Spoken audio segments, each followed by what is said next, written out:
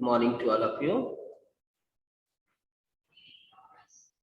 I am Tapan Pal, representing Calcutta Public School, Ormanjhi. A warm welcome to all of you in our in-house training. Today we are present here for in-house training. Actually, this type of trainings are very essential part in our profession. Just to refresh us, which is very important because we keep ourselves always busy in different type of activities. So, good morning, sir, and good morning, everyone. This type of training makes our teaching profession more effective. Though I know that all of you are intellectual and you know about the teaching, how to convince, how to motivate the students in the classroom with different process.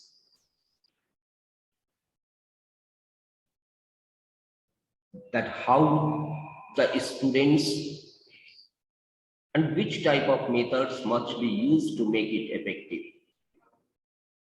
Then also I am present here today to share with you few ideas that how to teach our respective subjects and what are the different methods we can adopt. So in this section, today I am going to share my view on the topic that methods and strategies of teaching social science. Teachers, when we talk about specific subject like social science, then before starting of the subject material, we should remember that we must tell them about these subjects. As we know, in the secondary level, social science is divided into 4 subjects like history, political science, geography, and economics. So before entering in the subject matter in the topics, we must clarify them about the subjects. But it means actually we should clarify them that these subjects are not excess. These are the realistic and factual subjects like history. We know about our past. In political science, we read about our society from the smallest unit, that is from the nuclear family to the up to the world. Everything, the day-to-day activity, not in our house only, but in our society, in the different levels of government, everything we read in this subject, that is called civics or political science. Third one is geography. It tells us, it gives us all about the universal truth. We know about our surroundings through this subject. And the fourth one, that is economics. It trains us, it gives us the idea of our economic activity.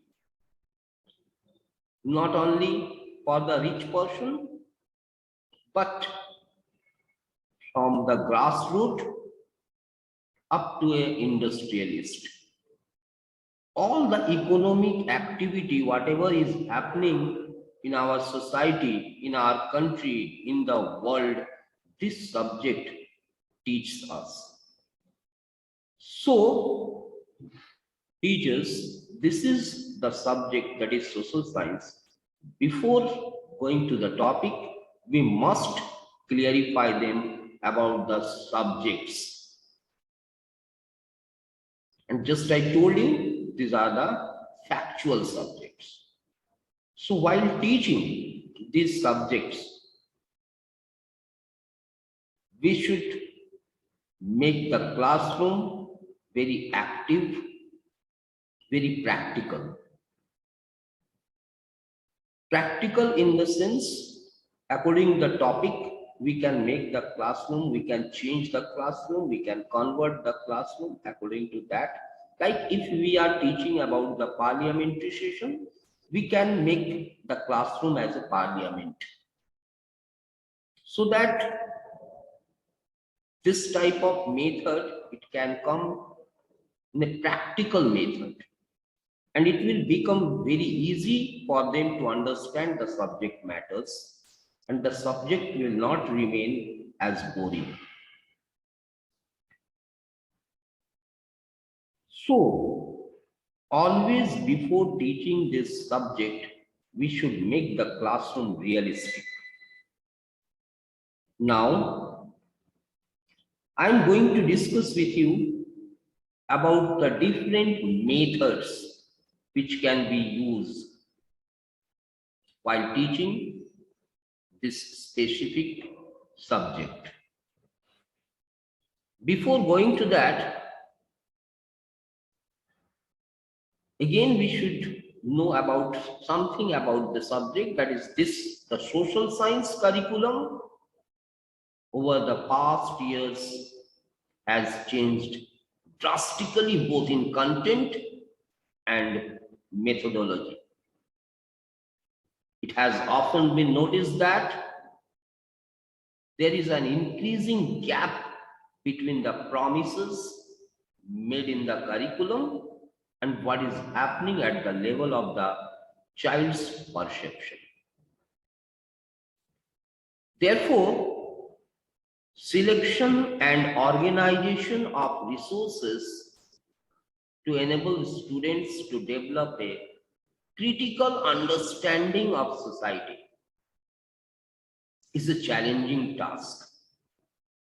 Certainly it is a challenging task because we have to explain them very clearly about this type of, about the society, how everything is working in our society.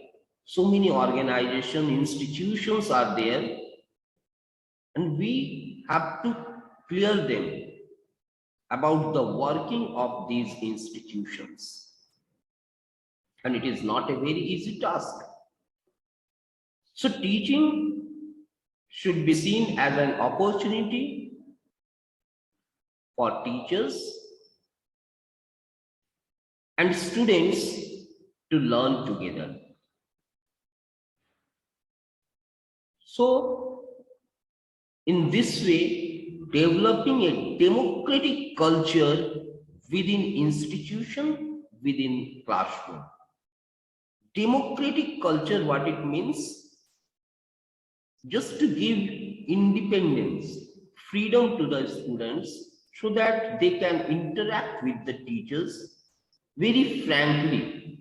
They can keep their problems, their queries, and they can discuss with the subject teachers about their queries. That is the meaning of democratic. Means independence is very important thing in the classroom. Now, innovative methods of teaching and learning. We will learn so many methods. Before going to different methods, we will see that useful teaching methods to support effective teaching in social science to keep children motivated and fully occupied. But there is no single method of teaching which fits all the learning situations. Only one method is not sufficient. Therefore, to make the learning of social science more enjoyable and effective, there is a need for innovations of teaching methods. So with that, we are going to share few methods and strategies of the teaching social science. That is also today's topic. A teacher has to make use of various kind of methods, the devices, techniques of teaching.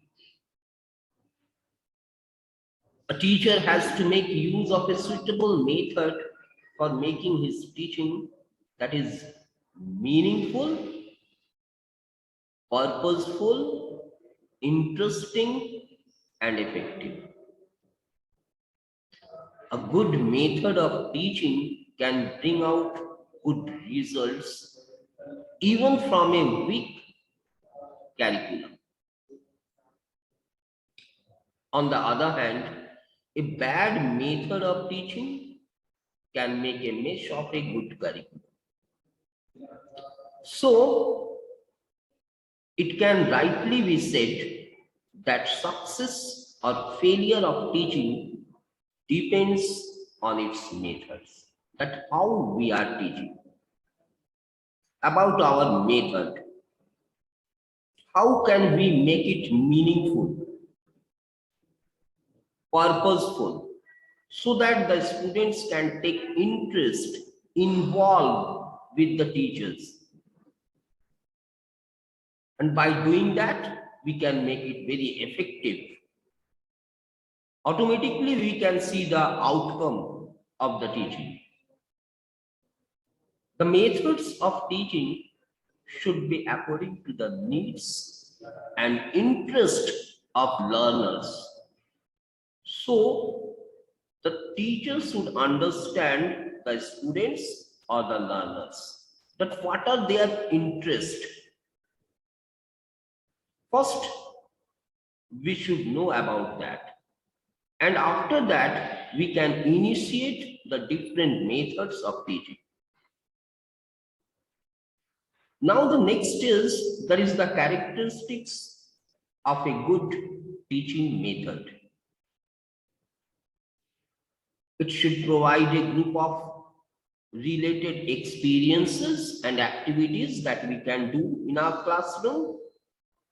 Experience is very important factor here. Arranged on an individual or group basis. It can be anything. Individual, or we can arrange some activities inside a group so that it make themselves understood.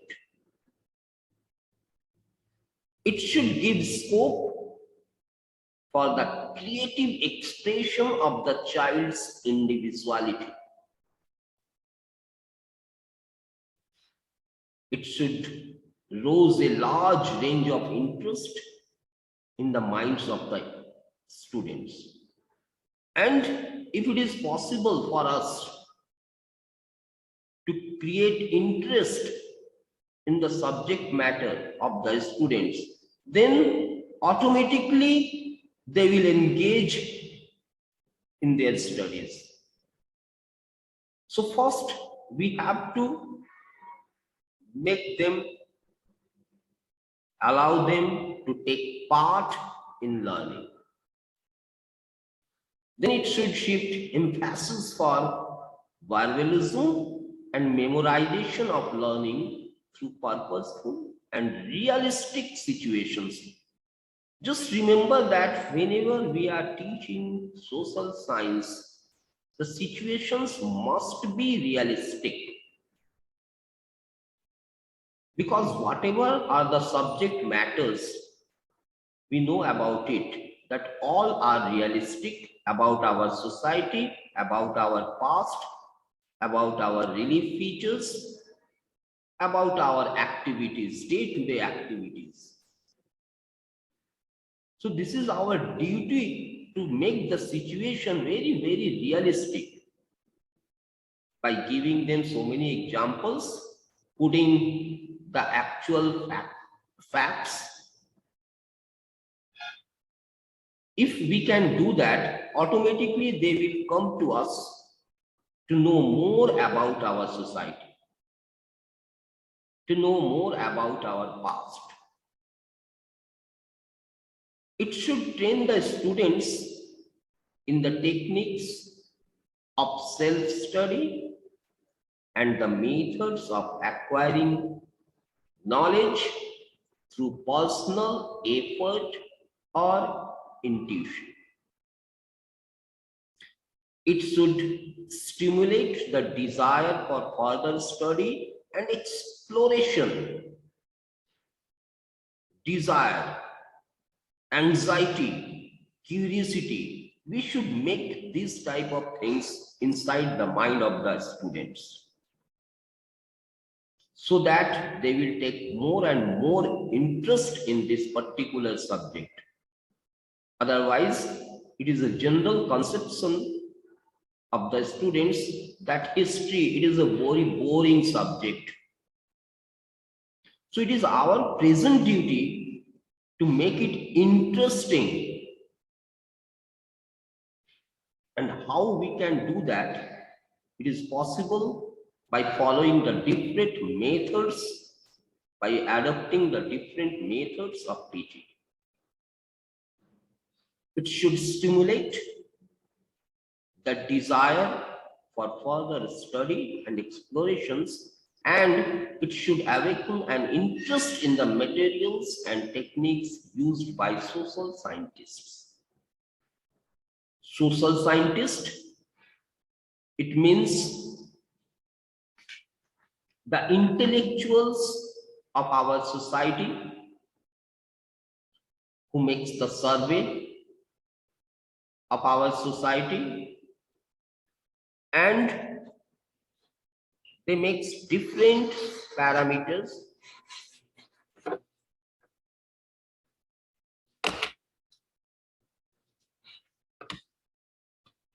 of our society. So while going through, we will see here the innovative teaching methods, and for that, first we will decide, we will take the point that the factors which determine the selection of a teaching method. For that, we have to keep the students. We have to study the nature of the child, nature of the student. Then, after we can decide that which type of method can be adapted to teach this group of childs or individual. The objectives of instruction, that is also one of the main factors which will determine the teaching method. The nature of the subject matter, while we are teaching the subject,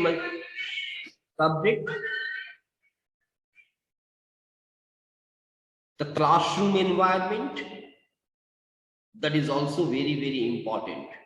Remember that classroom environment, when we talk about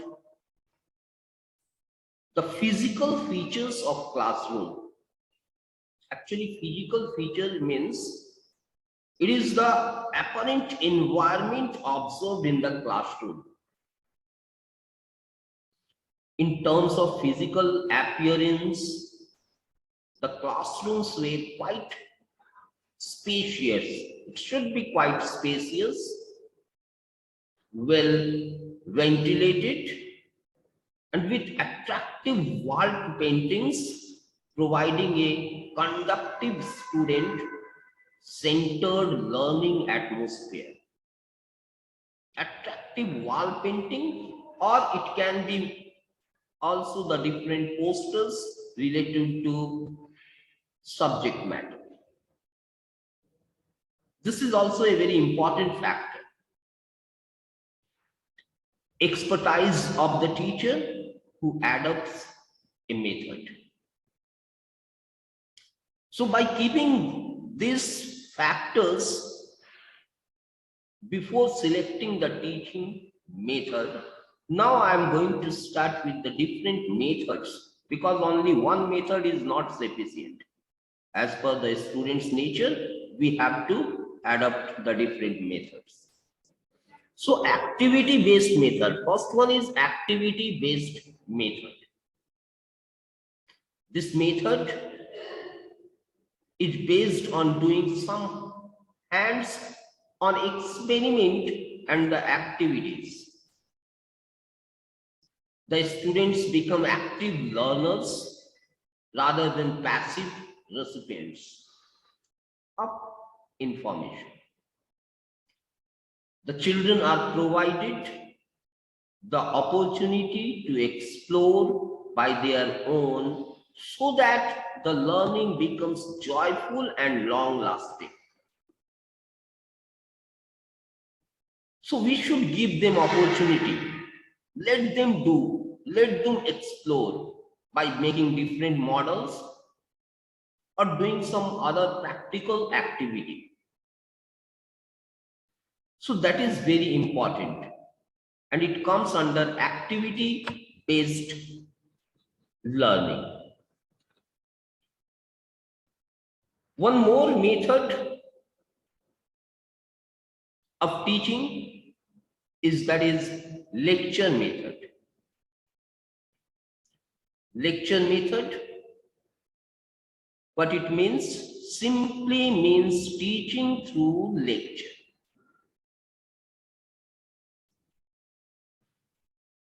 The teachers explain the matter in simple and understandable manner.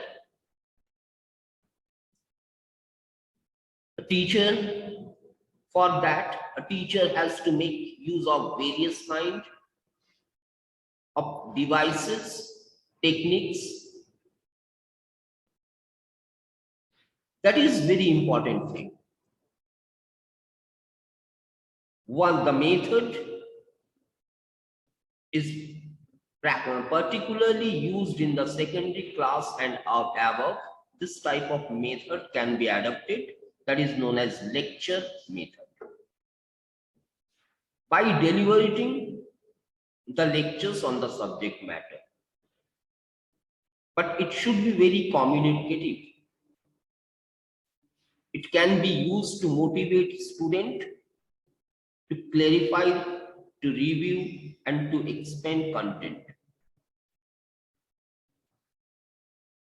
Lecture method is for imparting authentic, systematic, and effective information about events and trends. Events and trends, especially when we are teaching history, the different events, the dates, everything must be clarified to them.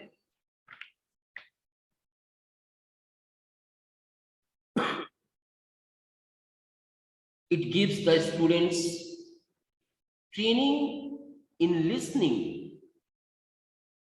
As in English, there is a proverb that be a good listener. That is also a very good quality, because it develops good audience habits. It provides opportunity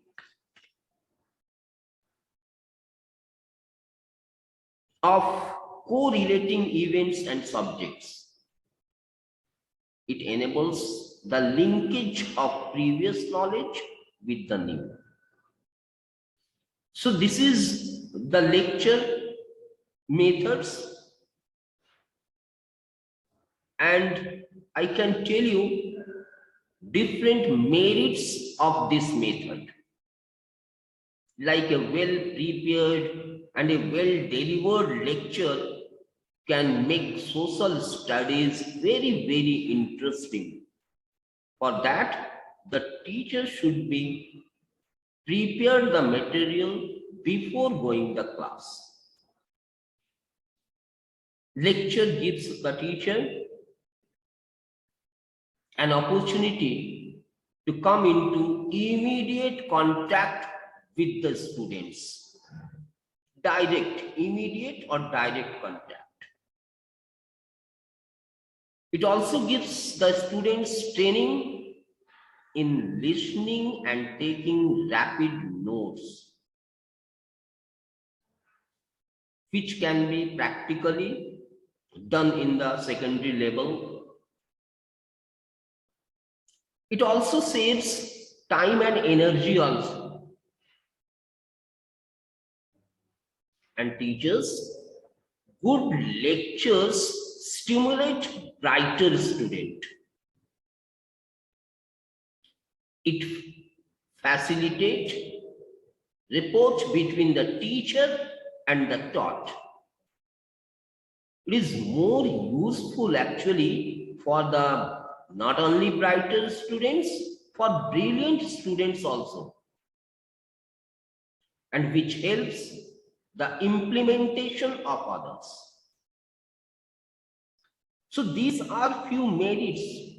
These are countable merits of this method, that is lecture method. But always remember that there are two sides of a coin. So I want to tell you about few demerits of these methods. Like while delivering the lecture, it makes the students inactive.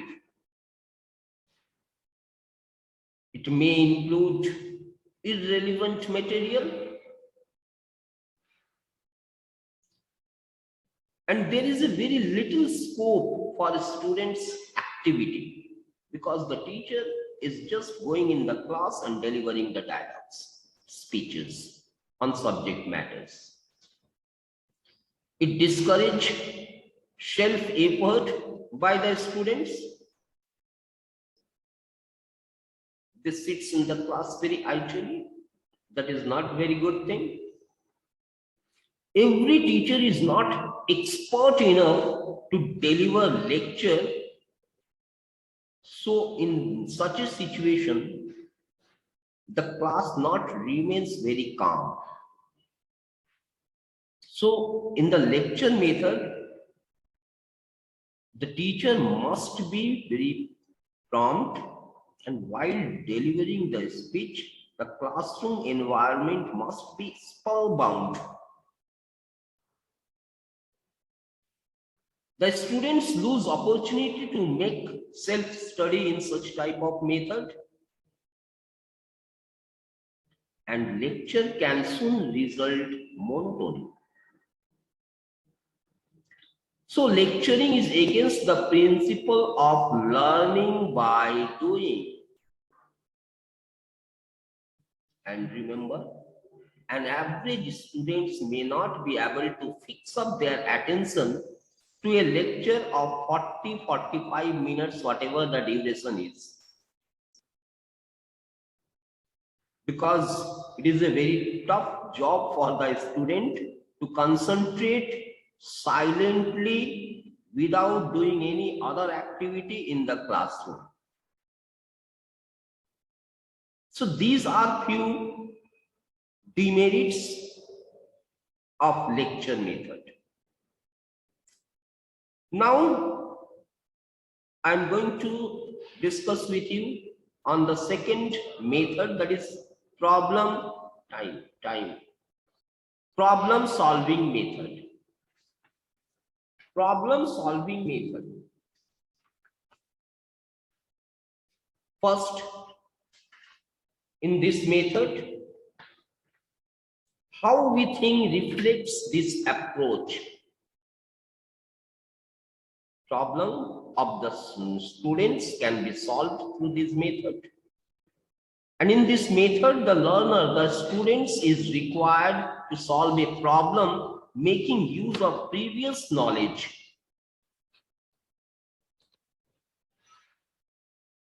That is problem solving method.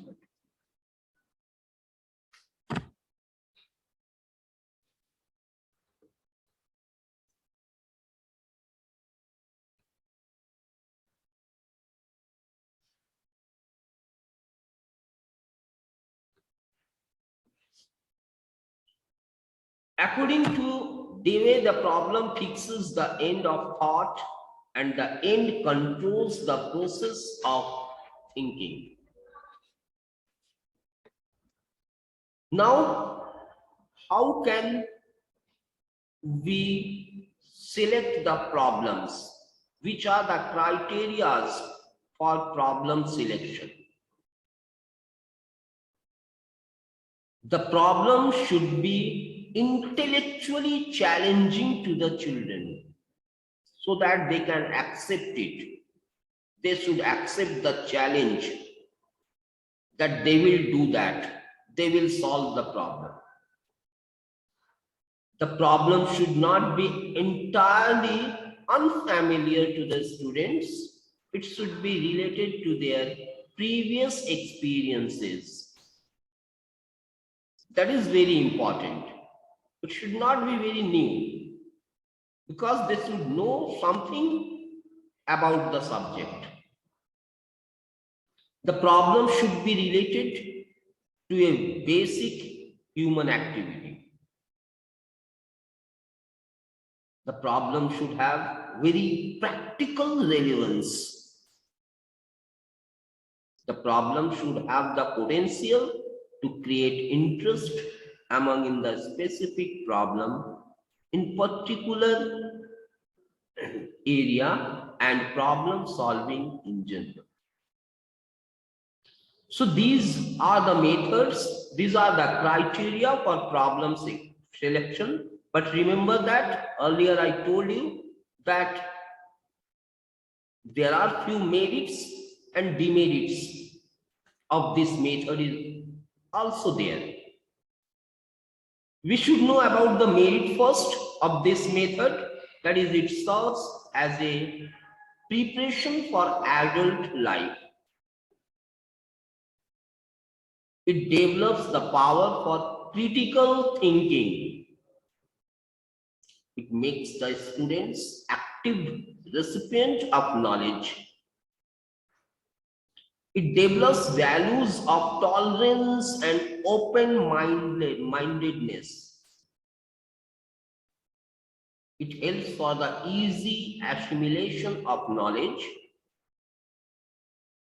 And it also helps to establish a harmonious relation between teacher and a student, which is a very important part, the relation between the students and teacher. And certainly these are the merits. They must know, they must increase their critical thinking. So these are the few merits, and the opposite side is that demerits, that this method will become monotonous if used too frequently. And the problem solving method can easily lead to the selection of trivial and untimely topics. This is appropriate for developing cognitive and competencies, but not for bringing about effective changes. So these are the few methods. Next one, we will see here the project methods that can be adopted while teaching the social science. Project method is based upon the ideas of the great American educationalist Mr. John Dewey. The credit of developing these ideas into a method goes to Mr. William Kilpatrick, and according to him, a project is a wholehearted, purposeful activity proceeding in a social environment. According to Stevenson, a project is a problematic act carried to completion in the natural setting. According to Dewey, children should be given education to satisfy their needs of life, and the school should function like a mini society in which and through the students would acquire education by engaging themselves in a variety of group projects. Nothing is forced upon children. The teacher acts only as a guide. No need to enforce the students for doing anything. For that, few steps must be taken for this project method. What are the steps that you can see in the screen? That providing a situation for the project.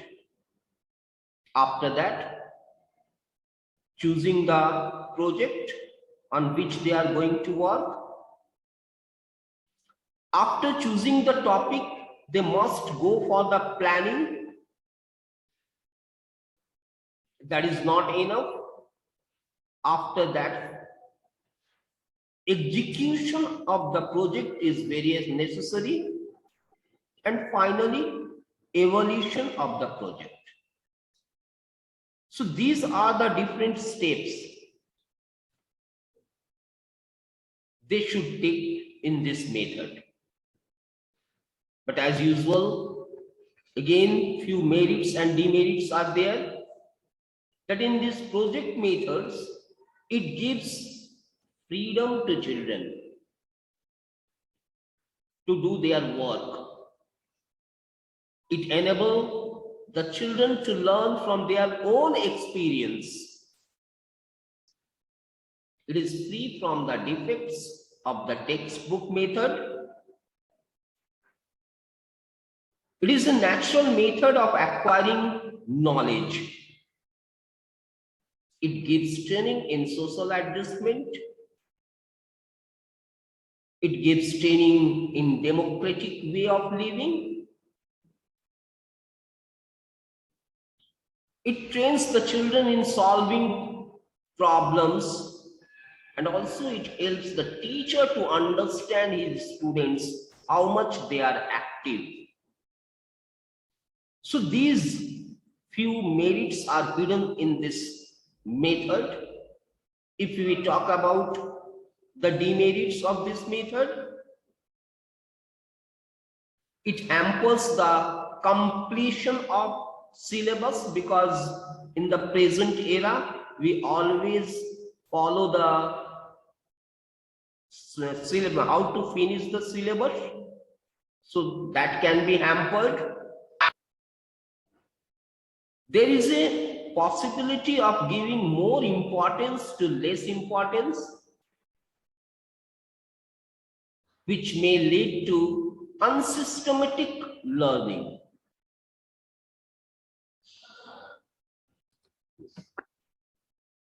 So, when we are talking about demerits, it may lead to monopolization of by some students. It may disturb the working system of the school. And one more thing is there, that it can increase the workload of teachers. And most importantly, do you know on this, this is the expensive method of teaching.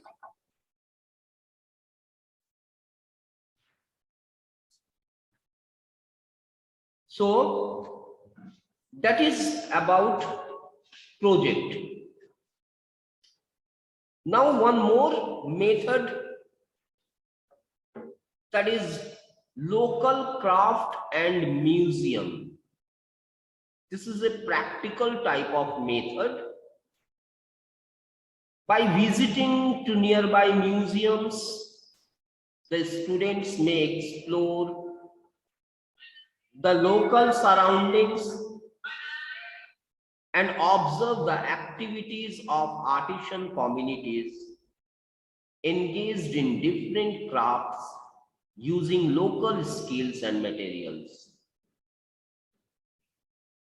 The visits of these places provide them opportunities and common platform to interact, experiment, create and perform according to their age, aptitude, and ability, and offer a barrier-free environment with immense possibility of innovation are there. This is also a practical method, that is local craft and museum. So next one is our source method.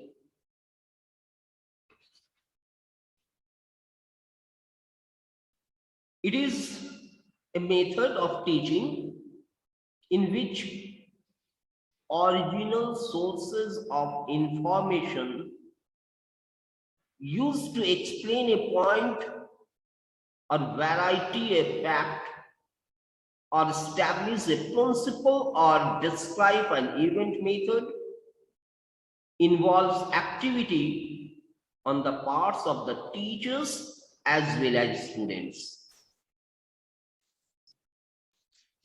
Source method can be used in the beginning of the lesson to motivate the students. While teaching the topic, he may show them the pictures of different historical buildings, monuments, and related things. So this method can be used during the course of the lesson to develop it and correlate the facts, events, or principles which are involved in the lesson. The different sources of teaching can be involved with it. So it can clear the concept of the students. Very useful method. There are few benefits also, merits also of this method, because it develops a sense of vividness and reality. It can satisfy the curiosity among children on the question. The original sources serve as an effective means for creating a right type of atmosphere. The use of sources provides certain useful mental exercises. The method initiates the students in research side. It also supplements classroom lesson and promotes the interest in the study of the subject. It initiates the students in social studies research.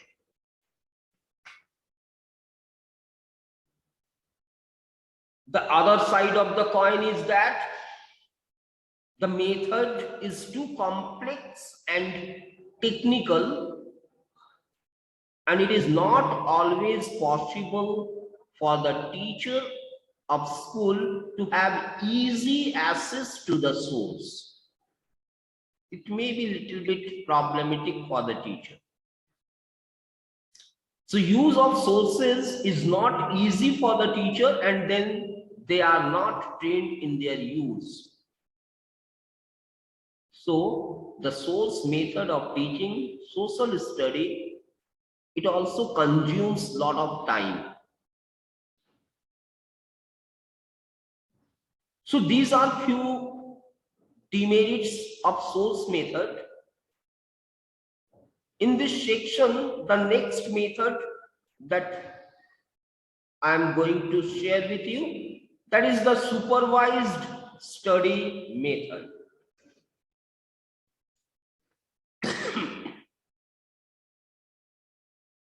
The source method, as it is said by Arthur C. Ranjitji and David H. Baring, they describe that by supervised study, we mean the supervision by the teacher of a group or a class of pupils as they work at their desk or around their table. It is supervision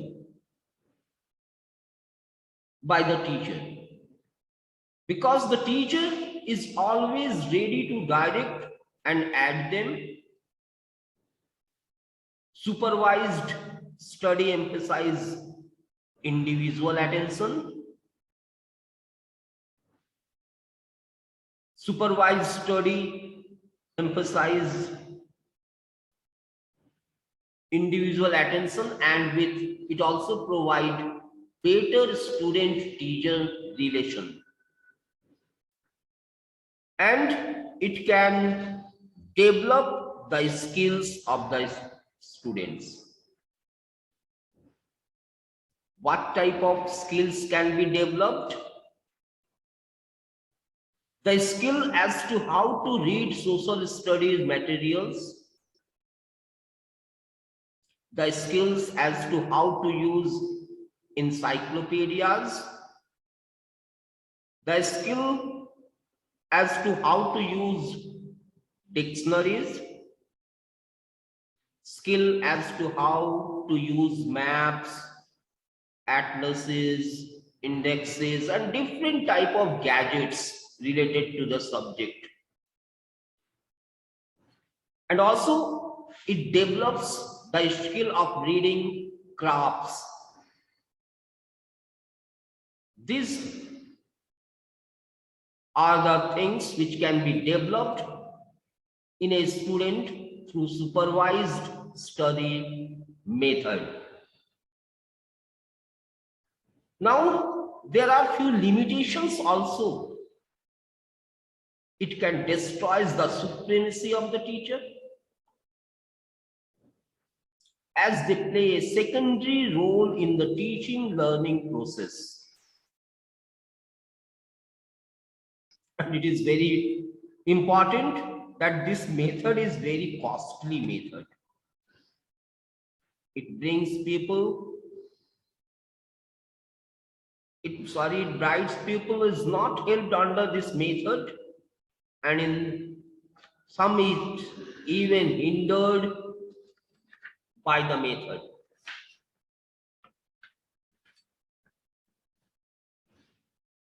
It requires the lengthened school day, which is not possible to various pressures of co-curricular activities.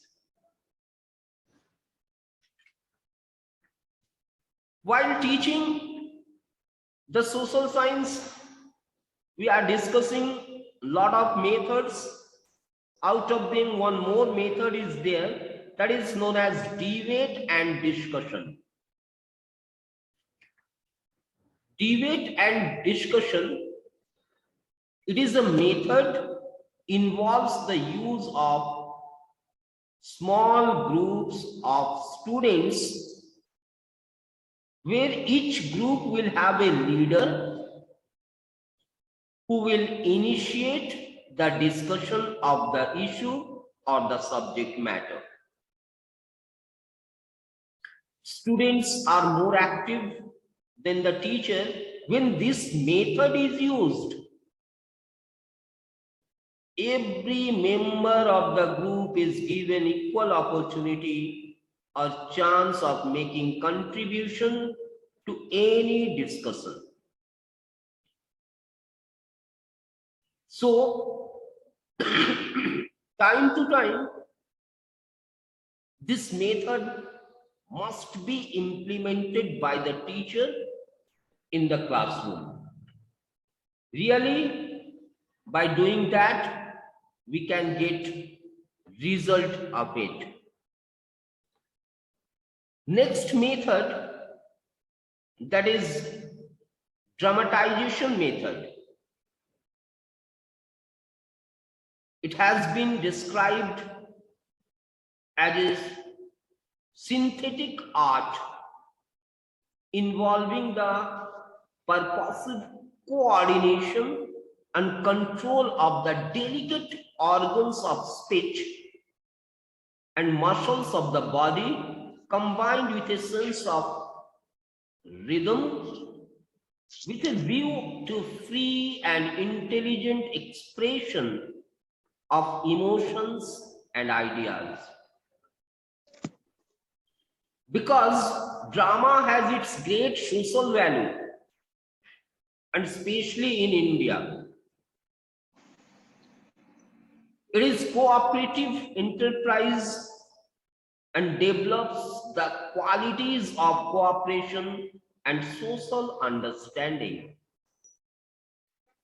There are many activities in a drama, and as such, students of diverse aptitudes get chance to choose items for which they are best suited and satisfied their urges. So plays, while doing the play drama, plays chosen should depict the evils of the social customs. A play should have literary value also, and the students should be able to understand and appreciate the play. Also, it should also have entertainment value, and it should be free from objectionable subject matter. And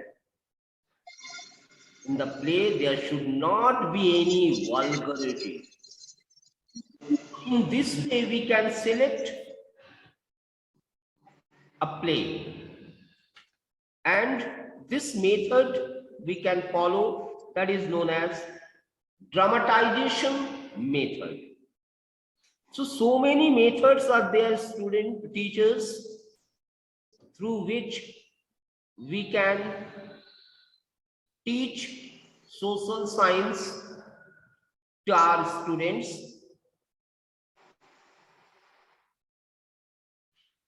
But it is very necessary for us to select which method, as per the students, as per the locality, as per the area, we should adapt it. That is the main point, and it depends completely on the teachers. So there are many teaching methods, resources available to teach social science subject. There is the need to select actually appropriate method to achieve the desired objectives.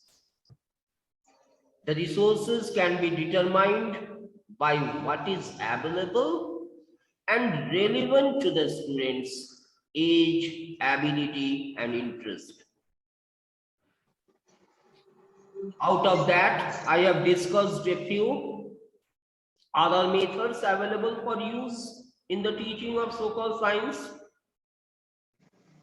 The methods discussed are not exhaustive. It is always also obvious that no single method of learning can adequately fit all learning situations. We have to choose, as per the situation, any method. However, it should be noted that there is no best method of teaching social science, but combination of the other methods would definitely help in achieving the desired institutional objectives. So, with that, we are at the end.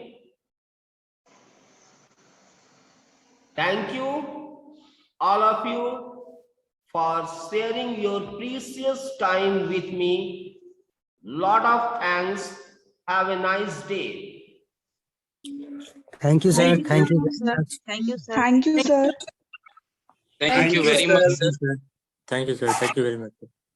Thank you, sir. It was really a very informative and enthusiastic. Thank you very much for this nice session. You made us all known about. Thank you very much, sir. Thank you. Thank you, sir. Thank you, sir.